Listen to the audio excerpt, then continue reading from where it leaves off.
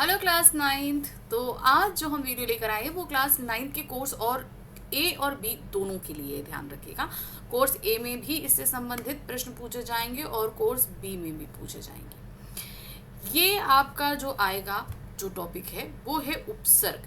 ठीक है, वैसे तो उपसर्ग प्रत्यय दोनों आता है, आप कंफ्यूज ना हो इसलिए मैंने इसके अलग अलग वीडियोस बना दिए, यानी कि उपसर्ग अलग कर दिया है और जो है प्रत्यय अलग कर दिया है, ताकि आप इसको अच्छे से समझ सको, क्योंकि आपसे इससे प्रश्न पूछे जाएंगे तो चीज़ों को समझना ज़रूरी है। वैसे तो आएंगे ये एमसीक्यूज बेस्ड ही, तो लेकिन एमसीक्यूज बेस्ड भी आपको अच्छी तरीके से तभी कर पाओगे जब आप उसके बेस को अच्छी तरीके से समझ पाओगे। कौन सा प्रत्यय क्या होता है, उपसर्ग कौन सा होता है, कितने तरीके के होते हैं, इनको किस तरीके से समझा जाता है, सब कुछ।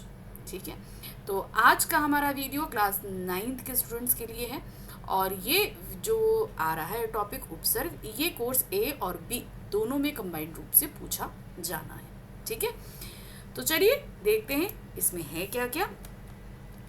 जैसे कि आप यहाँ पर देख रहे हैं, सबसे पहले हमारे पास में आ रहा है उपसर्ग होता क्या है। ये चीज़ आपके लिए समझना ज़रूरी है कि पहले उपसर्ग होता क्या है।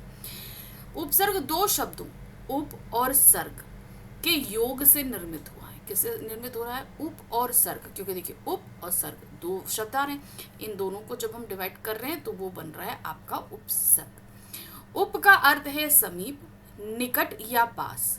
इनका तीन अर्थ होता है, मतलब निकट, समीप या पास। जबकि सर्ग का अर्थ है सृष्टि करना, यानी कि किसी चीज को बनाना, यानी कि क्या हो गया, किसी भी चीज को समीप लाकर बनाना। ठीक है, वास्तव में उपसर्ग किसी सार्थक मूल शब्द के पूर्व जोड़े जाने वाले वे अविकारी शब्दांश हैं जो शब्द के पूर्व जुड़कर उनके अर्थ या भाव में परिवर्तन कर देते हैं, अर्थात शब्द में नवीन विशेषता उत्पन्न कर देते हैं।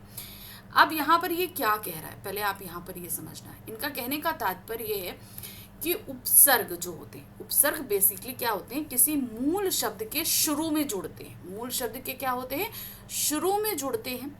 ये अव्यय शब्द होते हैं, ध्यान रखना, अव्यय होते हैं। वो अव्यय का मतलब क्या होता है? वे शब्द जिनमें किसी तरीके से कोई परिवर्तन नहीं होता, वे अव्यय कहलाते हैं। अभी ये अव्यय जो है ना, अभी हम आगे एक टॉपिक पढ़ेंगे शब्द और पद, उसमें मैं ये आपको पूरी तरीके से क्लियर करूँ। वैसे विकारी और अविकारी जो जो शब्द आप पढ़ चुके हो, उसी में अविकारी शब्दों को अव्यय कहते हैं, यानी कि जिनमें किसी तरह का विकार उत्पन्न नहीं हो। जैसे हम बोलते हैं लड़का, अब लड़का में अगर हम लिंग परिवर्तित करते हैं तो वो लड़की बन जाता है। अगर हम लड़के में बहुवचन बदले तो वो लड़के हो जाता है। तो इस तरीके से लड़का शब्द में क्या है, वो विकार उत्पन्न हो रहा है। अव्यय क्या होते हैं? जिनमें आप कुछ भी बदल लो, कुछ भी कर लो, किसी भी तरह का लिंग बदल लो, क्या कहते हैं, वचन बदल लो, काल बदल लो, बदलाव नहीं होगा, तो वो आपके कहलाते हैं अविकारी शब्द। ठीक है, अब इन्होंने क्या बोला कि ये शुरू में जुड़ जाते हैं, मूल शब्द के शुरू में जुड़ते हैं और उस शब्द का पूरी तरीके से अर्थ तब्दील कर देते हैं, यानी कि बदल देते हैं। जैसे आप देख रहे हो यहाँ पर हार, हार क्या है? ये मूल शब्द है। अब इसके पहले अगर हम प्र लगा दें तो क्या हो जाएगा? प्रहार। हार का मतलब क्या होता है? माला या हार जाना। ठीक है, दो होते हैं। हार का मतलब क्या होता है? माला पहना जाता है, उसको बोलेंगे। या आप हार गए, किसी से पराजित हो गए, तो वो हो जाता है। अब अगर इनके सामने हमने प्रहार लगा दिया तो इसका मतलब क्या हो जाता है? मारना, किसी पे आक्रमण करना होता है ना, प्रहार कर दिया यानी कि किसी को मारा। अब अर्थ बदल गया कि नहीं? हार का अर्थ कुछ था, प्र लगाने से उस पूरे शब्द का अर्थ बदल गया। उपसर्ग लगा दिया जाए तो, यानी कि प्र उपसर्ग लगा दिया जाए तो नया शब्द प्रहार बन गया, जिसका अर्थ हुआ मारना। हिंदी भाषा में प्रयुक्त होने वाले उपसर्ग मुख्यतः तीन भागों में विभक्त किए जा सकते हैं। तो उपसर्ग का मतलब आप समझ गए ना, मूल शब्द के शुरू में जो लगाए जाते हैं और जिनको लगाने से शब्द का अर्थ पूरी तरीके से बदल जाता है, वो कहलाता है आपका उपसर्ग। अब ये तीन तरह के उपसर्ग होते हैं। संस्कृत उपसर्ग जिसे हम तत्सम कहते हैं, हिंदी उपसर्ग जिन्हें हम तद्भव कहते हैं, दूसरा आगत उपसर्ग जो किसी दूसरी भाषा से, विदेशी भाषाओं से हिंदी में आए, मुख्यतः उर्दू, अरबी, फारसी व अंग्रेजी। समझ में आया?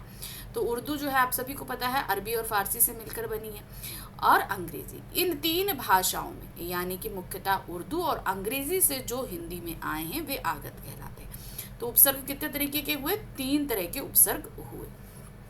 सबसे पहले हम देखने जा रहे हैं संस्कृत यानी कि तत्सम। याद रखना, तत्सम यानी हिंदी के वो, संस्कृत के वो शब्द जो जस के तस संस्कृत में इस्तेमाल किए जाते हैं उनमें बदलाव नहीं होता, वो तत्सम शब्द कहलाते हैं। फिर संस्कृत के जो शब्द हिंदी में लिए जाते हैं लेकिन उनमें बदलाव कर दिया जाता है वे तद्भव कहलाते हैं। दूसरी भाषाओं से हिंदी में लिए गए शब्द आगत शब्द कहलाते हैं। ठीक है, तो इन्हीं से ये 3 तरह के उपसर्ग बने हैं, जिनमें आप सबसे पहले देख रहे हैं संस्कृत उपसर्ग। ये उपसर्ग संस्कृत भाषा से अपनी मूल रूप में हिंदी भाषा में आए हैं। इस तरह से ये कुल 22 हैं, यानी कि जिस तरीके से ये संस्कृत में इस्तेमाल किए जाते हैं सेम एज इट इस तरीके से ये हिंदी में इस्तेमाल किए जाते हैं, इसीलिए इनको बोला गया ये मूल रूप से आए हैं। अब ये कितने हैं? ये 22 हैं, ध्यान रखना। ठीक है, पहला है आ, बड़ा आ। अब उसमें उनसे शब्द क्या बन रहे हैं? आगमन, आहार, आकार। अब इसमें मूल शब्द देखिए क्या है? गमन, हार, कार। ये मूल शब्द है, इनके आगे हमने बड़ा आ लगा दिया। फिर आता है अप। ये क्या होता है? अप। अपयश, अपमान, अपवाद। ठीक है, तो ये आपका अप लगाने से बन गया। फिर आता है अव, अवतार, अवगुण, अवशेष। अब इसमें आप देख रहे हो यहाँ अप में क्या था? यश, मान, वाद। ये क्या है? मूल शब्द है। जबकि अव में आप देख रहे हो तार, गुण, शेष। ये क्या है? मूल शब्द है, इनके आगे हमने अव लगा दिया। फिर आते हैं अति। अति क्या है? अतिक्रमण, अत्यंत, अत्याचार। अब यहाँ पर अतिक्रमण में क्रमण आप देख रहे हैं, अति लगा। यहाँ पर यंत, अत्यंत है ना, ये देखिए ऊपर बिंदी लगाई, यहाँ पर यंत्र। यहाँ पर क्या आप देख रहे हो? चार। ठीक है, आचार। क्या हो रहा है? आचार। आचार के आगे आपने अत्य लगा दिया। उसी तरीके से अंत में हमने क्या लगा दिया? यंत लगा, अति लगा दिया। तो ये आपका बन गया।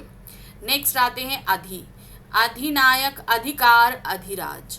अनु, अनुचरण, अनुकरण, अनुसार। अब इनको आपको याद करना पड़ेगा क्योंकि इससे आपको शब्द एमसीक्यूज पूछे जाएंगे। एमसीक्यूज भी मैं आपको कराऊंगी पूरी तरीके से, पूरी प्रैक्टिस। फिर है अभि, अभिनय, अभिमान, अभियोग। फिर है उप, उपयुक्त, उपकार, उपद्रव। उत, उत्कर्ष, उत्पात, उत्पन्न। उद, उद्गम, उद्भाव, उद्गार। दुर, दुर्जन, दुर्गम, दुर्लभ। अब आप सभी में देख रहे हैं कि मूल शब्द के आगे वो सारे उपसर्ग जुड़ रहे हैं। जैसे यहाँ पर आप उप में देख रहे हैं, युक्त के आगे उप लगाया, कार के आगे उप लगाया, द्रव के आगे हमने उप लगाया। यहाँ पर उत्कर्ता, यहाँ पर क्या है आपका कर्ष, यहाँ पर पात, यहाँ पर पन्न। फिर है उद्गम, फिर है यहाँ पर गम, भव और दार, इनके आगे लगाया। दुर्जन, जन, गम, लब के आगे हमने दुर लगाया। फिर आते हैं दुस, दुस्साहस, यहाँ पर साहस के आगे हमने दुस लगाया। फिर हमने कर के आगे दुष लगाया। फिर यहाँ पर चरित्र के आगे हमने दुष लगाया, दुष्चरित्र। फिर है निर, यहाँ पर देश के आगे लगाया निर्देश। वेद के आगे लगाया निर्वेद। फिर भय के आगे लगाया निर्भय। फिर है निश, यहाँ सार के आगे लगाया निस्सार। फिर यहाँ तार के आगे लगाया निस्तार बन गया। फिर यहाँ पर निश्चय है तो यहाँ पर निश के आगे हमने लगाया निश्चित हो गया। फिर है नी, निपात, नियोग, निवास। परा, पराधीन, परामर्श, पराकाष्ठा। तो अब यहाँ पर देख रहे हैं आधीन, आधीन के आगे हमने परा लगाया। फिर है क्या आपका है यहाँ पर मर्श, आमर्श के आगे लगाया। पराकाष्ठा, यहाँ पर काष्ठा के आगे लगाया। फिर है परि, परिणय, परिणाम, परिचय। प्रणाम, प्रबल, प्रलाप। प्रति, प्रतिकूल, प्रतिहार, प्रतिबिंब। विहार, विमर्श, विवाद। सम, समक्ष, समग्र, संभाषण। सु, सुकर्म, सुयश, सुरक्षा। तो ये हो गए आपके 22 तत्सम यानी कि आपके संस्कृत के उपसर्ग। अब हम आ जाते हैं हिंदी के उपसर्ग में।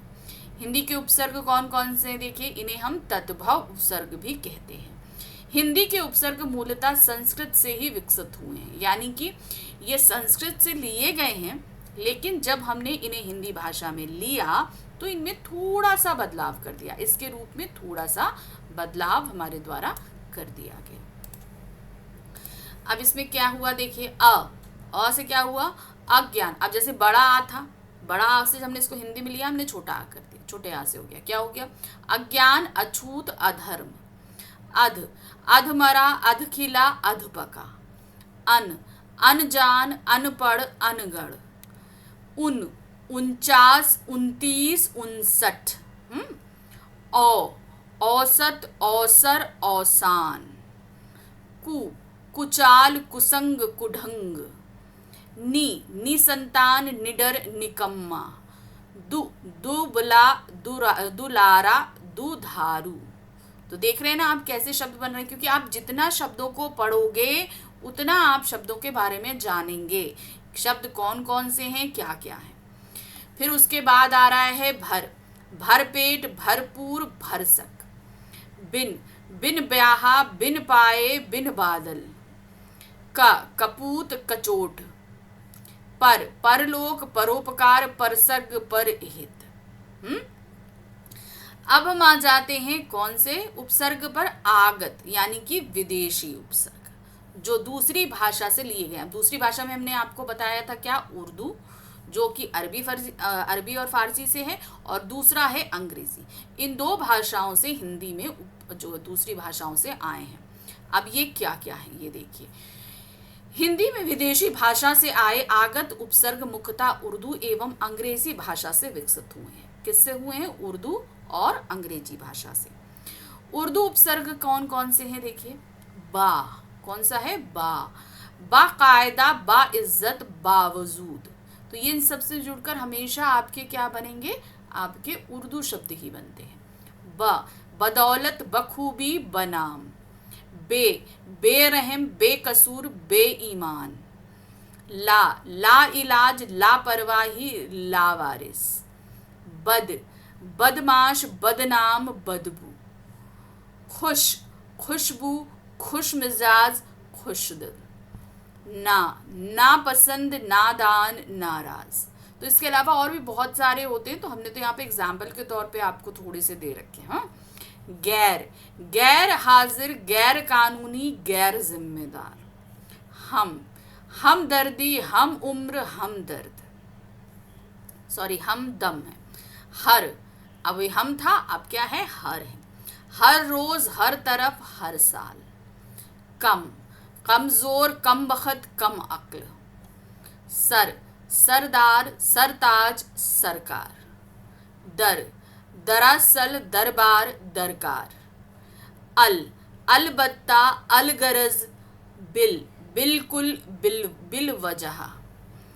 बिला वजह भी कहते हैं उसे, बिला वजह, बिला शक्ल, यानी कि जिसके कोई अच्छी शक्ल नहीं हो उसके लिए हम कह सकते हैं। ठीक है, चलिए अब हम आ गए अपने अंग्रेजी की कुछ शब्द। अब आप अक्सर हम लोग बहुत सारे शब्दों को बोलते हैं जो अंग्रेजी भाषा के और लिए। देखिए ऐसा क्यों हुआ है, हमारे यहाँ जो है क्या कहते हैं, जो बाहरी जितने लोग आकर हम लोग के यहाँ रहे, यानी कि जो जैसे अंग्रेज़ भी हैं, वो दूसरे देश से आए, यहाँ उपनिवेश बनाया। मुगलों ने और क्या कहते हैं बहुत सारे और आक्रांताओं ने हमारे देश पे आकर काफ़ी समय तक राज किया, तो इसकी वजह से उनकी जो भाषाओं के शब्द थे वो हिंदी में शामिल हो गए और इसे हमने बहुत ही इजीली एक्सेप्ट भी किया। तो इसीलिए हमारी भाषा में इन्हें आगत शब्दों के नाम से जाना गया। ये मूल हिंदी भाषा के तो नहीं थे, लेकिन इन्हें आगत शब्दों के रूप से हमने स्वीकार किया इसको। तो चलिए देखें आगे और क्या दिया गया है इसमें। अंग्रेजी की कुछ उपसर्गात्मक शब्दों का तथा अंग्रेजी उपसर्गों के सा हिंदी शब्दों के मेल का उदाहरण भी हिंदी में मिलता है, यानी कि हिंदी के साथ इनका मेल हमें देखने को मिलता है। क्या दिया गया, जैसे इसमें आप देख रहे हैं डिप्टी। डिप्टी का मतलब क्या होता है, उप। तो यहाँ पर deputy commissioner, deputy collector, deputy director. तो हमने क्या है, तो उप कमिश्नर, है ना, बोलते हैं ना, उप कलेक्टर, उप डायरेक्टर। तो यहाँ पर क्या हो गया, हम डिप्टी का हिंदी में वर्ड अगर हम निकालें तो क्या होता है, उसको हम बोलते हैं उप। फिर आते हैं सब। सब के लिए हम क्या लगाते हैं, अवर। हिंदी में क्या बोलते हैं, अवर।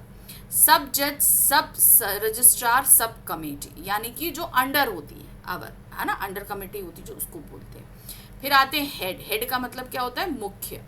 Head master, head clerk, head mistress.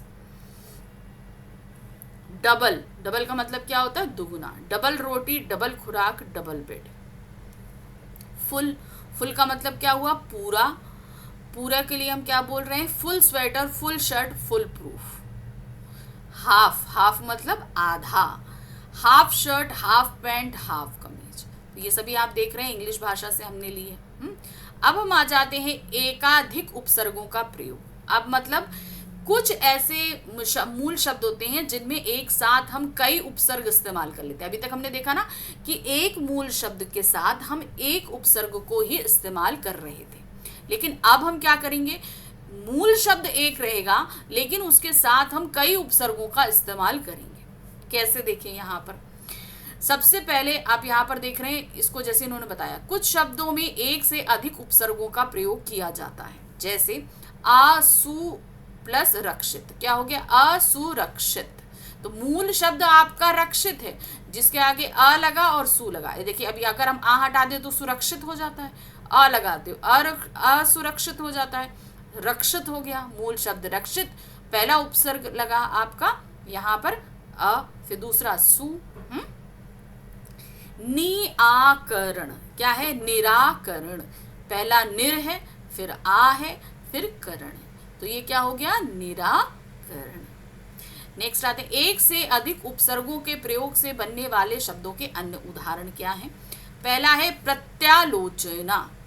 पहला उपसर्ग आ रहा है प्रति और दूसरा आ रहा है आ और मूल शब्द है लोचना। तो यहाँ पर देखिए, प्रति के साथ जब भी हम आ जोड़ेंगे तो वो प्रत्यय हो जाता है, हमेशा ये ध्यान रखना। अत्यंत जो बनता है वो अति प्लस त्यंत से बनता है, ठीक है, अति प्लस अंत से बनता है तो वो हो जाता है अत्यंत। अप्रत्यक्ष, आ प्रति प्लस अक्ष। अप्रत्यक्ष कैसे बनता है, प्रति प्लस अक्ष से बनता है तो प्रत्यक्ष हो जाता है, उसके आगे हम आ जोड़ देंगे तो ये क्या हो जाएगा, अप्रत्यक्ष। फिर आते हैं प्रत्याघात।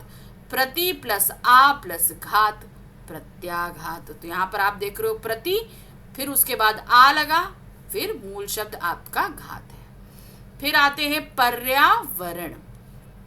परि प्लस आ प्लस वर्ण, तो ये क्या आप देख रहे हो, पर्यावरण कैसे बना, दो मूल शब्दों से मिला। अब इसी तरीके से और देखिए, सुसंगठित। तो मूल शब्द है गठित, उसके आगे यहाँ पर सम लगा देंगे तो संगठित हो जाएगा और सु लगा देंगे तो सुसंगठित हो जाएगा। फिर अविकारी, आ प्लस वी प्लस कारी। तो कारी के आगे हम लगा देंगे वी तो क्या बन जाएगा, विकारी, और विकारी के आगे अगर आ लगा देंगे तो क्या हो जाएगा, अविकारी। व्याकरण, वी प्लस आ प्लस करण। करण में अगर हम आ लगा देंगे आकारण हो जाएगा, आकरण। फिर अगर वी लगा देंगे तो व्याकरण हो जाएगा, क्योंकि देखिए यहाँ पर वी के साथ जब भी आ जुड़ेगा वो व्या हो जाएगा। हमेशा ध्यान रखना, छोटी ई की मात्रा के साथ जब भी आ हम लगाएंगे तो वो हमारा क्या बन जाता है, या। आपको संधियाँ याद होंगी, संधि वैसे भी मैं आपको आगे पढ़ाऊंगी भी, आपके पास स्वर संधि है आगे सिलेबस में, उसे भी पढ़ाऊंगी, तो उसमें आपको ये सारी चीज़ें क्लियर होंगी। फिर आ जाते हैं अप्रत्याशित। तो प्रति प्लस आश्रित हो जाएगा प्रत्याशी, उसके आगे आ लगा दो अप्रत्याशी। फिर है प्रत्युपकार। प्रति प्लस उपकार, प्रत्युपकार।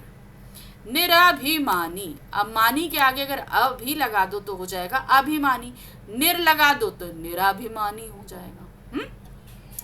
समाचार। सम प्लस आ प्लस चार, तो आचार में सम जोड़ देंगे तो क्या हो जाएगा, समाचार। फिर आते अनियंत्रित।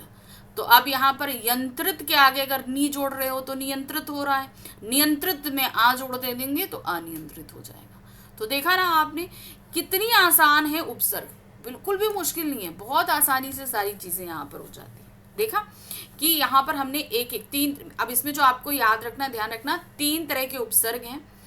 पहला उपसर्ग आपका कौन सा है? संस्कृत का उपसर्ग जिसे तत्सम उपसर्ग कहते हैं, हिंदी उपसर्ग जिसे तद्भव उपसर्ग कहते हैं, दूसरा आगत उपसर्ग जिसमें हम विदेशी भाषाओं के उर्दू और अंग्रेजी के उपसर्ग लेते हैं। इसके अलावा हमने क्या सोचा, जहां देखा वो था मूल शब्द के साथ हमारे जो है जुड़ रहे हैं और भी आपके कई, एक नहीं दो दो, कोई कोई शब्द ऐसे होते हैं जिसमें 3 आपके उपसर्ग जुड़ जाते हैं। तो ये आपको ध्यान रखना हो, क्योंकि ये एग्जाम में पूछा जा सकता है कि भाई ऐसे कोई शब्द होंगे, आपको ऑप्शन में दे दिया जाएगा कि इसमें आप जोड़कर बताइए इसमें कौन सा ऐसा जो है उपसर्ग है जिसमें एक नहीं 2 उपसर्ग लगे हुए हैं, कौन सा शब्द है, तो वो आपको ढूंढना पड़ेगा। ठीक है, तो इस तरीके से उपसर्ग खत्म हुए। अब इसी से जुड़ा जो हमारा नेक्स्ट टॉपिक है प्रत्यय, जिसे हम आपको अगली बार लेकर आएंगे। लेकिन ध्यान रखिए कि आपको चैनल को लाइक सब्सक्राइब शेयर ज़रूर करना है, कि ये तो हमारा अपना चैनल है जहाँ पर हम हिंदी को बहुत ही डिटेल से पढ़ते हैं, अच्छे से समझते हैं, ताकि फटाफट इनके उत्तर दे सकें। तो फटाफट आपको इसको लाइक सब्सक्राइब शेयर करना ही करना है, और साथ ही साथ जल्द से जल्द टेलीग्राम चैनल ज्वाइन करना है, जिसका लिंक नीचे डिस्क्रिप्शन में दिया गया है। चलिए मिलते हैं अगली बार। Thank you for watching, bye bye.